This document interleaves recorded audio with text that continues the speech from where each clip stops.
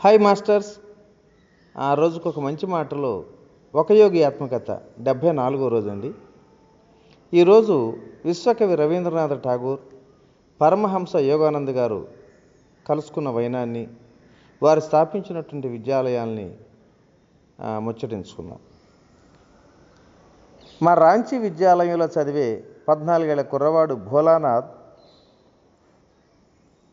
ఒక రోజుని ఇలా అన్నాడు: ఆత్మస్వరూపుడైనటువంటి వ్యక్తికి సహజమైన రూపంలో పక్షులు పాడినంత అవలీలగా పాడటం రవీంద్రనాథ్ ఠాగూర్ గారు మాకు ఎంతగానో నేర్పారు అన్నాడు. రవీంద్రుల పాటలు చిన్నప్పటి నుంచి కూడా నా పెదవుల మీద ఆడుతూనే ఉంటాయి. అక్షరాలు రాని రైతులతో సహా బెంగాలీలందరూ ఆయన మహోన్నత కవిత్వానికి ముచ్చట పడుతుంటారు. రవీంద్రనాథ్ గారు సాహిత్యానికి నోబెల్ బహుమానం తీసుకున్న కొత్తలో నేను ఆయన కలుసుకున్నాను. పాటలు పాడటం అయిన తర్వాత ఆయన కలుసుకోవాలనుకున్న ఆసక్తి నాకు కలగటానికి కారణం, సాహిత్య విమర్శకులకు బుద్ధి చెప్పటంలో ఆయనకున్న నిజమైన సాహసం నాకు ఎంతగానో నచ్చింది. బెంగాలీ కవిత్వంలో క్రొత్త శైలి ప్రవేశపెట్టినందుకు ఠాగూర్ను పండితులు తీవ్రంగా విమర్శించేవారు. ఆయన పండితుల హృదయాలకు ప్రీతిపాత్రమైనటువంటి భాషా నియమాల్ని పట్టించుకోకుండా వాడుక భాషా ప్రయోగాలు, ప్రాచీన కావ్య భాషా ప్రయోగాలు కలిపి రాసేవారు. పూర్వులు అంగీకరించిన సాహిత్య రూపాలని లెక్క చేయకుండా ఆయన పాటలు గాఢమైన దార్శనిక సత్యాన్ని హృదయానికి హత్తుకునే మాటల్లో పొందుపరుస్తూ ఉంటారు. పలుకుబడి గల ఒక విమర్శకుడు ద్వేషంతో రవీంద్రనాథ్ను తన కోతల్ని అచ్చులో రూపాయికి అమ్మిన పిట్ట కవి అని అన్నాడు. కానీ ఠాగూర్కు ప్రతీకారం తీర్చుకునే అవకాశం త్వరలోనే వచ్చింది. ఆయన తమ గీతాంజలిని తానే ఇంగ్లీష్లోకి అనువాదం చేసిన వెంటనే పాశ్చాత్య సాహితీలోకం మొత్తం ఆయనకు నివాళులు అర్పించింది. ఒకప్పుడు ఆయన విమర్శించిన వాళ్ళతో సహా ఒక రైలు బండి పట్టినంత మంది పండితులు ఆయనకి అభినందనలు అందించడానికి శాంతినికేతనం వెళ్ళారు. రవీంద్రులు కావాలని చాలాసేపు జాప్యం చేసి వాళ్ళని కలుసుకున్నారు. ఆ తర్వాత వాళ్ళు చేసే పొగడ్తల్ని నిర్వికారంగా మౌనం వహించి విన్నారు. చివరికి వాళ్ళు అలవాటుగా ఉపయోగించే విమర్శనాయుధాలని వాళ్ళ మీదకే ఎదురుదారి తిప్పారు. మహాశైలారా, మీరు ఇక్కడ నా మీద కురిపిస్తున్నటువంటి ప్రశంసల సుగంధ వర్షము వెనకటి మీ తృణీకార దుర్గంధము అసలు పొందిక లేకుండా కలిశాయి. నాకు నోబెల్ బహుమానం రావటానికి మీలో ప్రశంసాశక్తులు సునిశ్చితం కావటానికి ఏమైనా సంబంధం ఉంటుందా? నేను ఇప్పటికీ వంగ దేవాలయంలో మొదట నా వినయ పుష్పాలు అర్పించినప్పుడు మీకు ఆగ్రహం కలిగించిన కవినే కదా. ఠాగూర్ గారి నిర్భయమైన మందలింపు ఆ వృత్తాంతాన్ని వార్తాపత్రికలు ఫ్రంట్ పేజీలోనే ప్రకటించాయి. పొగడ్తలకు లొంగిపోని ఆ వ్యక్తి నిర్భీతిగా అన్న మాటలు నాకు కూడా బాగా నచ్చాయి. రవీంద్రుల కార్యదర్శి సిఎఫ్ ఆండ్రూస్ గారు నన్ను కలకత్తాలో ఆయనకు పరిచయం చేశారు. ఆండ్రూస్ గారు సాదాగా బెంగాలీ పంచి కట్టుకునేవారు. ఠాగూర్ గారిని ఆయన ప్రేమ పురస్పరంగా గురుదేవులని పిలిచేవారు. రవీంద్రులు నన్ను ఆదరపూర్వకంగా పలకరించారు. ఆయన వ్యక్తిత్వంలో ఆకర్షణ, సంస్కారం, నాగరికత ఎంతగానో తొణికిసలాడుతున్నాయి. ఆయన సాహిత్య పరిచయాన్ని గురించి నేను అడిగిన ప్రశ్నకు జవాబిస్తూ, తాము ప్రధానంగా ప్రభావితులైంది మన పురాణ ఇతిహాసాల వల్ల, 14వ శతాబ్దం నాటి విద్యాపతి అనే కవి యొక్క రచనల వల్ల అని చెప్పారు. అంటూ ఆనాటి వృత్తాంతాన్ని మరొకసారి స్మరించుకున్నారు కూడా. రాంచీ విద్యాలయాన్ని స్థాపించిన 2 ఏళ్లకి రవీంద్రుల దగ్గర నుంచి నాకు ఒక ఆహ్వానం వచ్చింది. మా విద్యాబోధనల్ని, ఆదర్శాలని కలిపి ముచ్చరించుకోవటానికి నన్ను శాంతినికేతన్కి రమ్మని చెప్పి కోరారు.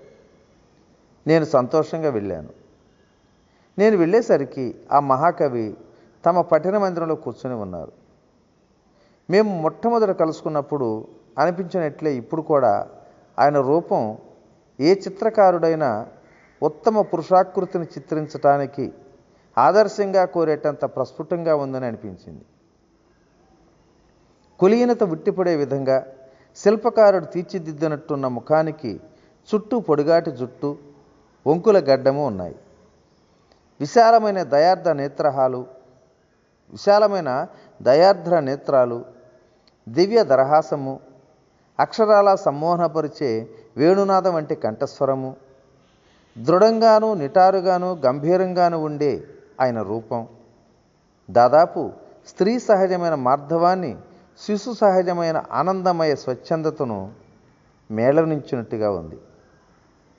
కవిని గురించిన ఏ ఆదర్శ భావన ఈ సౌమ్య గాయనికుల కంటే మరెవరిలోనూ సముచితంగా కనిపించదు కూడా.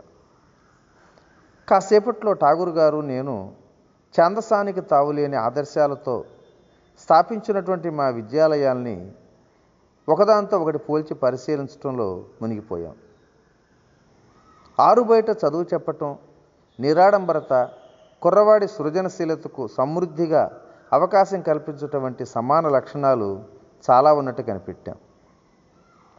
అయితే రవీంద్రులు సాహిత్య కవిత్వ అధ్యయనానికి సంబంధించిన విషయంలో నేను గమనించినట్లుగా సంగీతం ద్వారాను గానం ద్వారాను ఆత్మాభివృద్ధిని చెప్పుకోదగినంతగా ప్రాముఖ్యత ఇచ్చారు. శాంతినికేతన విద్యార్థులు మౌన కాలాలు పాటించడం వరకు జరుగుతుంది, కానీ వాళ్లకు ప్రత్యేక యోగాభ్యాసం ఏదీ నేర్పటం లేదు.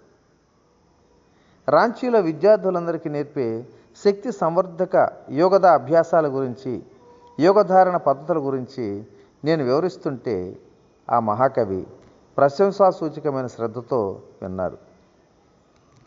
ఠాగూర్ గారు చిన్నప్పటి తమ చదువుల్లో ఎదురైన సంఘర్షణ గురించి నాకు ఆ రోజు చెప్పారు. 5వ తరగతి తరువాత నేను బడిలోంచి పారిపోయానంటూ నవ్వుతూ ఇలా చెప్పారు. కాబట్టి నేను నీడనిచ్చే చెట్ల కింద, విశాల ఆకాశం క్రింద శాంతినికేతనం స్థాపించాను. అందమైన తోటలో చదువుకుంటున్న చిన్నపిల్లల గుంపు వైపు చూపించారు ఆయన. పిల్లవాడు పువ్వుల మధ్య, పాటలు పాడే పక్షుల మధ్య తన సహజ వాతావరణంలోనే ఉంటాడు. అక్కడే వాడు తన వ్యక్తిగత ప్రతిభ తాలూకు గుప్త సంపదను మరింత సులువుగా వ్యక్తం చేయొచ్చు. నిజమైన విద్యాబోధన లోపల ఉన్న అనంత జ్ఞాననిధిని బయటికి తీసుకురావటానికి సాయపడుతుందే కానీ బయటి వనరుల నుంచి లోపలికి ఎక్కించి దట్టించడం జరగదు. ఈ మాటలతో నేను ఏకీభవిస్తూ మామూలు బళ్లలో గణాంక వివరాలు, చారిత్రక యుగాలు వంటి ప్రత్యేక పద్యాల వల్ల కుర్రవాళ్లకుండే ఆదర్శాత్మక వీర పూజా సంబంధమైనటువంటి సహజత్వాలు శుష్కించిపోతున్నాయి అన్నాను. ఆ మహాకవి తమ తండ్రి గారు దేవేంద్రనాథ్ గురించి ప్రేమపూర్వకంగా చెప్పారు. శాంతినికేతన స్థాపనకు స్ఫూర్తినిచ్చిన వారే ఆయన. మా నాన్నగారు సారవంతమైన భూమి నాకు బహుకరించారు. దీంట్లో అంతకు పూర్వమే ఆయన ఒక అతిథి గృహం, దేవాలయం కూడా నిర్మించారు అని చెప్పారు రవీంద్రులు. ఇక్కడ నా విద్యాబోధన ప్రయోగాన్ని 1901లో ఒక 10 మంది కుర్రవాళ్లతో ప్రారంభించాను. నోబెల్ బహుమానంతో వచ్చిన 8,000 పౌండ్ల డబ్బు ఈ విద్యాలయ నిర్వహణకే ఖర్చు చేసేసాం. మహర్షిగా పేరొందిన దేవేంద్రనాథ్ ఠాగూర్ గారు అత్యంత గణనీయమైన వ్యక్తి. ఈ సంగతి ఆయన ఆత్మకథ చదివినప్పుడు నేను గ్రహించాను. మంచి పడుసు వయసులో ఆయన 2 ఏళ్ల పాటు హిమాలయాలో ధ్యానంలో గడిపారు. ఆయన తండ్రి ద్వారకానాథ్ ఠాగూర్ గారు ప్రజాహితంగా చేసిన దాన ధర్మాల వల్ల వంగదేశమంతకు ఎంతగానో మాన్యులయ్యారు. ఈ ఆదర్శ వంశవృక్షం నుంచి మేధావి కుటుంబమే ఉద్భవించింది. రవీంద్రులు ఒక్కరే కాదు, ఆయన బంధువులందరూ కూడా సృజనాత్మక వృద్ధికి వన్నెకెక్కిన వారే. ఆయన సోదరులు, కుమారులు గగనేంద్రులు, అవనీంద్రులు భారతదేశపు అగ్రసేన చిత్రకారులుగా చెప్పుకోదగ్గవారు. రవీంద్రుల సోదరులు ద్విజేంద్రులు గాఢద్రష్ట అయినటువంటి దార్శనికులు. పక్షులు, వన్యప్రాణులు కూడా ఆయన్ని అభిమానించేవి. ఆ రోజు రాత్రికి నన్ను అతిథి గృహంలో ఉండిపోమ్మని కోరారు రవీంద్రులు. ఆ సాయంత్రం ముఖసాలలో కవిందులు తదితర బృందము ఉన్న దృశ్యాలను చూసి ఎంతగానో ముగ్ధుడయ్యాను. కాలచక్రం వెనక్కి తిరిగింది. నా ఎదుట ఉన్న దృశ్యం ప్రాచీనమైన ఒక ఆశ్రమంలా ఉంది. ఆనందమయులైనటువంటి ఆ గాయకుడు చుట్టూ భక్తులు పరివేష్టించున్నారు. వారి చుట్టూ దివ్య ప్రేమ ప్రకాశిస్తుంది. ప్రతి స్నేహ గ్రంథిని ఠాగూర్ గారు సామరస్య తంతువులతో అల్లారు. ఎన్నడూ ఒత్తి చెప్పే తత్వం లేని ఆయన ఒకానొక అనివార్య ఆకర్షణతో నా హృదయాన్ని లోబరుచుకున్నారు. ఈశ్వరుడి ఉద్యానవనంలో కుసుమిస్తున్న అరుదైన కవితాంజలి సహజ పరిమళంతో ఇతరుల్ని ఆకర్షిస్తుంది. రవీంద్రులు తాము కొత్తగా రచించిన ఉత్కృష్ణ కవితలు కొన్ని శ్రావ్యమైన స్వరంతో పాడి వినిపించారు. చాలా మట్టుకు ఆయన పాటలు, నాటికలు విద్యార్థుల ఆహ్లాదం కోసం రాసినవే. వాటిని శాంతినికేతనంలోనే రచించారు.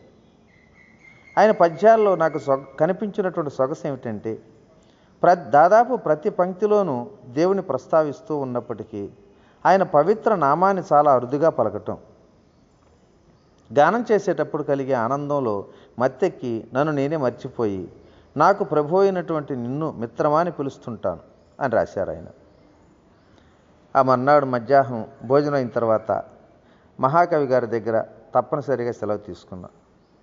అప్పటి ఆయన చిన్న విద్యాలయం ఇప్పుడు విశ్వభారతి పేరుతో ఒక అంతర్జాతీయ విశ్వవిద్యాలయంగా వృద్ధి చెంది అనేక దేశాల విద్యార్థులకు ఇక్కడ ఆదర్శవంతమైన వాతావరణం లభిస్తున్నందుకు నాకు ఎంతగానో ఆనందం అనిపించింది. మరి ఈరోజు ఈ మంచి మాటను ఇంతటితో విరమించుకుందాం. రేపటి రోజుని మరికొన్ని విశేషాలతో కలుసుకుందాం. ఓకేనా?